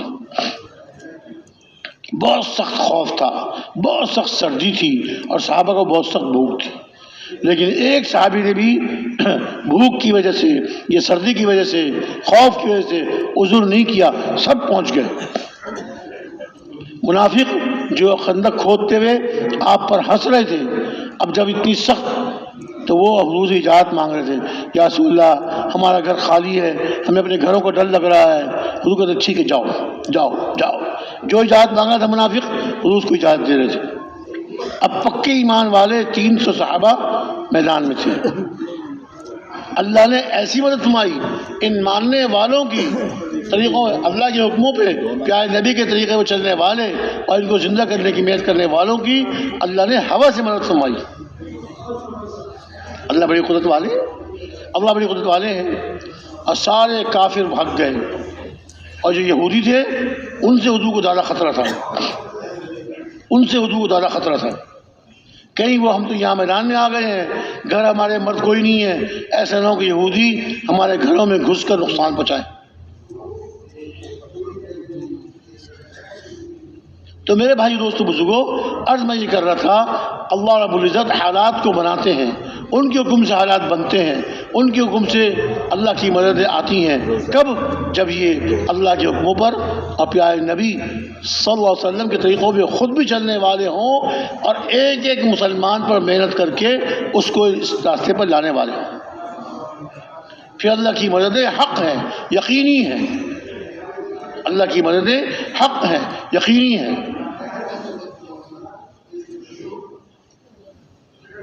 سارے کافر, مکہ مکرمہ کے سارے کافر اور راستے کے قبیلوں کے سارے کافر سب بھاگ گئے, مسلمانوں کا اتنا بھی نقصان نہیں پہنچا سکے.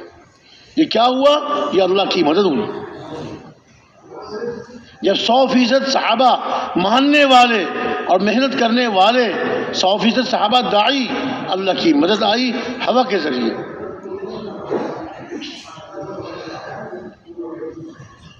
لشکروں کو اللہ نے شکست دی. کس نے شکست دی؟ اللہ نے شکست دی. جیسے مکہ مکرمہ, جب مکہ مکرمہ فتح ہوا تو حضور اقدس صلی اللہ علیہ وسلم مکہ مکرمہ میں داخل ہو رہے تھے, اور فاتح سارے کافر شکست کھا گئے. اور حضور کی زبان مبارک میں کیا تھا؟ آپ کی گردن جھکی ہوئی تھی, تواضع سے, عاجزی سے, میں کوئی بڑا نہیں ہوں, میرا کوئی کمال نہیں ہے. آپ کی زبان میں کیا تھا؟ لا الہ الا اللہ وحدہ ونصر عبدہ وانجز وعدہ وہدم الاحزاب وحدہ.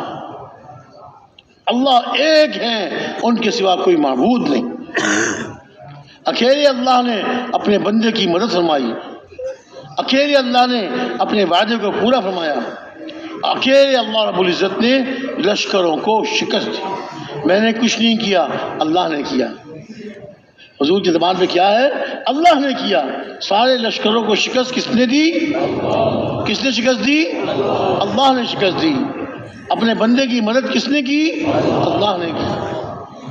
اللہ اکیلے ہیں، تنہے تنہا ہیں، ان کے سوا کوئی معبود نہیں۔ اللہ نے اکیلے اللہ نے اپنے بندے کی مدد کی اور اللہ تعالیٰ نے اپنے وعدے کو پورا کیا۔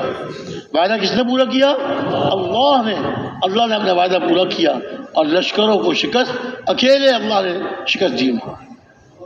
تو میرے محترم بھائی دوستو بزرگوں، جب دین پر چلنے والے اور دین کو زندہ کرنے کی محنت کرنے والے، اللہ رب العزت ان کے حالات کو بناتے ہیں۔ اللہ رب العزت ان کی حالات کو بناتے ہیں، مصیبتوں کو دور فرماتے ہیں، پریشانیوں کو ختم فرماتے ہیں۔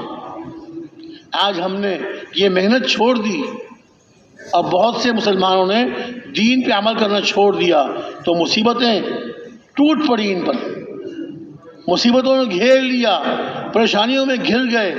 اپنا ہی قصور ہے، اپنا ہی قصور ہے، دین پہ عمل چھوڑ دیا، دین کی محنت چھوڑ دی، اللہ کی طرف سے حالات کے بگڑنے کا فیصلہ ہو گیا۔ جب پورے دین پر چلنے والے بن جائیں گے اور سارے مسلمانوں کی ہمدردی، سارے مسلمانوں کی بلکہ سارے انسانوں کی ہمدردی اور خیرخواہی لے کر محنت کرنے والے، اللہ رب العزت ان کے حالات کو بنائیں گے۔ اللہ رب العزت ان کی حالات کو بنائیں گے، اللہ ان کی حفاظت فرمائیں گے، اللہ ان کی حفاظت فرمائیں گے۔ اور اللہ کی حفاظت کافی ہے، اللہ کی حفاظت کافی ہے۔ جس کی اللہ حفاظت فرمائے اسے کوئی نقصان نہیں پہنچا سکتا، اور جس کی اللہ حفاظت نہ فرمائے اسے کوئی بچا نہیں سکتا۔ بس میرے بھائی دوستو بزرگوں، یہ محنت ہمارے ذمے ہے، دعوت والی محنت ہمارے ذمے ہے۔ جس طرح صحابہ نے اس محنت کو اپنی زندگی کا اپنا اصل کام بنایا، اس کام کو اپنا کام بنایا، اس کو اپنی زندگی کا مقصد بنایا، اس کو اوڑھنا بچھونا اور جینا مرنا اس کام کے ساتھ کیا، اوڑھنا بچھونا اور جینا مرنا اس کام کے ساتھ کیا۔ جب اس کام کو کرنے والے بن گئے اور پورے دین میں چلنے والے بن گئے، اللہ کی مددیں ان کے ساتھ ہوں۔ میرے بھائی دوستو بزرگوں، اللہ کی مددیں آج بھی ایمان والوں کے ساتھ ہیں، بشرطے کہ ایمان والے اپنے عملوں کو درست کر لیں، اپنی زندگی ٹھیک کر لیں جی، اور دوسروں پہ محنت کرنے والے بن جائیں۔ تو اللہ کی مددیں بے شمار، اللہ کی مددیں ان کے ساتھ ہوں۔ اس کے لیے آپ حضرات سے بھی درخواست ہے، یہ طے فرما لیں اور اس کا عزم فرما لیں کہ انشاءاللہ ساری زندگی اللہ کے ایک حکم اور پیارے نبی صلی اللہ علیہ وسلم کی ایک سنت آگے کے طریقے پہ ہم نے چلنا ہے اور دوسروں کو چلنے کے لیے دعوت دے کر ان کو چلنے والا بنانا ہے۔ اس کے لیے آپ سب تیار ہیں انشاءاللہ؟ کون کون سے بھائی تیار ہیں انشاءاللہ؟ سبھی تیار ہیں انشاءاللہ؟ سبھی ہاتھ اٹھائیے نا بھائی، آپ نے کیا اٹھائی؟ ہاں، اس محنت کو اپنی محنت بنانا ہے، اس کو اپنا حرز جان بنانا ہے، اپنی جان سے چمٹا کے رکھنا ہے۔ یہ محنت میں کرتے رہوں گا اور کرتے کرتے میں مر جاؤں گا، اس محنت کو کرتے کرتے میں مر جاؤں گا، اللہ کے پاس پہنچ جاؤں گا۔ تو تیار ہے نا انشاءاللہ؟ انشاءاللہ۔ ابھی اس کے لیے درخواست یہ ہے، یہ آپ نے عزم کر لیا کہ ساری زندگی اس مبارک محنت کو مقصد بنا کریں گے۔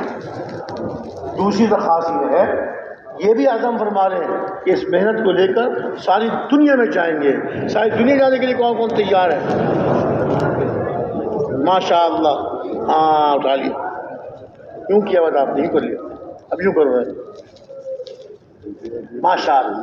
اللہ تعالیٰ بہت قبول فرمائے، آسان فرمائے۔ اللہ تعالیٰ ہی آسان فرمانے والے ہیں، اللہ تعالیٰ ہی توفیق دینے والے ہیں۔ ہم پکا عزم کریں، اللہ کی مدد شامل حال ہو۔ ساری زندگی اس کام کو کرنا ہے اور اس کام کو لے کے دنیا کے کونے کونے میں پہنچنا ہے۔ کہیے انشاءاللہ تعالیٰ، انشاءاللہ تعالیٰ۔ اب درخواست یہ ہے کہ جن بھائیوں کے اب تک 4 مہینے نہیں لگے، 4 مہینے اللہ کی راہ میں لگانا اس راستے کی پہلی سیڑھی ہے۔ پہلی سیڑھی پہ آدمی چڑھے گا تو اوپر چڑھے گا۔ جن بھائیوں کے 4 مہینے نہیں لگے، ایک چلے کے لیے آئے ہیں، کم وقت کے لیے آئے ہیں ان سے درخواست ہے ہمت لگا کے کھڑے ہو جائیں کہ میں 4 مہینے پورے کر کے جاؤں گا. کھڑے ہو جائیں جو تیار ہیں. 4 مہینے اللہ کی مددیں آپ کے ساتھ ہوں گی. اللہ آپ کا نکلنا آسان فرمائیں گے. اللہ کی مددیں ساتھ ہوں گی. اللہ دنیا آخرت کے کاموں کو اللہ بنائیں گے. ماشاء اللہ ماشاء اللہ. اور کون کون سے بھائی ہیں جو 4 مہینے کے لیے تیار ہیں کہ 4 مہینے لگا کے جاؤں گا؟ واہ بھائی واہ. نوجوان بھی کھڑے ہو گئے ماشاء اللہ ماشاء اللہ. اللہ قبول فرمائے سب کو. اللہ قبول فرمائے. تشریف رکھیں. اب جو بھائی جو 3 لگا چکے ہیں 4 مہینے لگا چکے ہیں اور 4 مہینے لگائے ہوئے 2 سال کا عرصہ گزر گیا. اس 2 سال کے عرصے میں مقامی کام پابندی اہتمام سے کرتے رہے. مقامی کام پابندی اہتمام سے کرتے رہے. ایسے بھائیوں کے لیے کم از کم 2 سال گزر چکے ہوں 3 لگائے ہوئے اور 2 سال میں اپنے مقام پر مقامی کام پابندی اہتمام سے کر رہے ہیں. ایسے بھائی نیت کریں دنیا کے ملکوں میں 1 سال کے لیے اور 7 مہینوں کے لیے کھڑے ہو جائیں. کون کون تیار ہے دنیا کے ملکوں میں جانے کے لیے 1 سال کے لیے 7 مہینے کے لیے 1 سال کے لیے 7 مہینے کے لیے پوری دنیا میں جائیں گے اللہ کے دین کو بلند کریں گے انشاءاللہ. پوری دنیا میں جائیں گے اللہ کے دین کو بلند کریں گے انشاءاللہ. ماشاءاللہ ماشاءاللہ. بھائی رمیسا جی سارے کھڑے ہو گئے. ان کی تشکیل کیسے کریں گے آپ؟ ماشاءاللہ. اور مانے کی انشاءاللہ تشکیل اپنی خود کرائیں گے. اللہ کے لیے کھڑے ہوئے ہیں. اللہ کے لیے اپنے عزم کا اظہار کیا ہے. آپ خود ہی تشکیل کرائیں گے اپنی. تشریف رکھیں. یہ تو بڑا عزم کیے ہیں حضرات نے دنیا کے ملکوں میں. اچھا دنیا کے ملکوں جانے کے لیے اپنی جیب پر نگاہ نہ رکھیں غیب پر نگاہ رکھیں. جیب پہ نگاہ نہ کریں میرے جیب میں تو کچھ بھی نہیں ہے میری جیب میں تھوڑا ہے میں یورپ کیسے جاؤں گا میں امریکہ کیسے جاؤں گا میں افریقہ کیسے جاؤں گا. نہیں اللہ لے جائیں گے. اللہ غیب سے غلطی ہو گئی. اپنی سی کوشش کریں رو کے اللہ سے دعوت کی اللہ سال فرمائے. اچھا اب باہر ملکوں جانے کے لیے پاسپورٹ بھی چاہیے ویزا بھی چاہیے. پاسپورٹ بھی چاہیے ویزا بھی چاہیے لمبا چوڑا خرچہ بھی چاہیے. تو اب اس وقت گنجائش نہیں ہے ایسے بھائیوں کے لیے جن کے پاس اس وقت گنجائش نہیں ہے ان کے لیے اللہ نے ایک اور دروازہ کھول دیا. ملک کے اندر 1 سال بستی بستی گاؤں گاؤں شہر شہر پھر کر اللہ کی کلمے کو زندہ کرنا ہے. اللہ کے دین کو بلند کرنا ہے. اس کے لیے کون کون سے بھائی تیار ہیں؟ ملک کے اندر 1 سال کھڑے ہو جائے. ملک کے اندر 1 سال بستی بستی گاؤں گاؤں شہر شہر اللہ کے حکموں کو زندہ کرنا ہے. پیارے نبی کے طریقوں پہ مسلمانوں کو چلانا ہے. ماشاءاللہ ماشاءاللہ. تشریف رکھیں. ان سب بھائیوں سے درخواست ہے کہ جن سب بھائیوں نے بیرون ممالک میں 1 سال کے لیے اور 7 مہینے کے لیے یا ملک کے اندر 1 سال کے لیے عزم کیا ہے ان سے درخواست ہے کہ جتنے وقت میں آپ چل رہے ہیں اس وقت کو پورا کر کے جب اپنے مقام پر جائیں گے تو وہاں جو اپنا مرکز ہے مرکز میں جا کر شروع والا سے عرض کریں کہ جی میں بیرون ملک 1 سال کے لیے تیار. ان کا نام کیا تھا؟ میں بیرون ملک 7 مہینے کے لیے تیار. میں اندرون ملک 1 سال کے لیے تیار. اپنی عزم کو ان کے سامنے ظاہر فرمائیں. وہ حضرات آپ کا تفقد کریں گے آپ کی جماعت بنائیں گے پھر رائیوین بھیج دیں گے. یہ خود ہی آپ نے اہتمام فرمانا ہے. جیسے ہمارے بزرگ فرماتے ہیں یہ خود تشکیل کرائیں گے آپ نے خود تشکیل کرانی ہے اپنی. کریں گے بھائی انشاءاللہ. اچھا آخری تقاضا ہے بہت آسان. آخری تقاضا ہے بہت آسان. اس کے لیے کھڑے ہونے کی ضرورت نہیں. بیٹھے بیٹھے ہاتھ اٹھا لیں. وہ تقاضا کیا ہے؟ ہر سال 4 مہینے کون کون تیار ہر سال 4 مہینے بیٹھے بیٹھے ہاتھ اٹھا لیں. ماشاءاللہ ماشاءاللہ ماشاءاللہ. اللہ تعالیٰ بہت قبول فرمائے آسان فرمائے. ان سب بھائیوں سے جن بھائیوں نے ہر سال 4 مہینے کا عزم کیا درخواست ہے کہ مغرب کی نماز کے بعد کون سی نماز بھائی؟ مغرب کی نماز کے بعد مسجد کی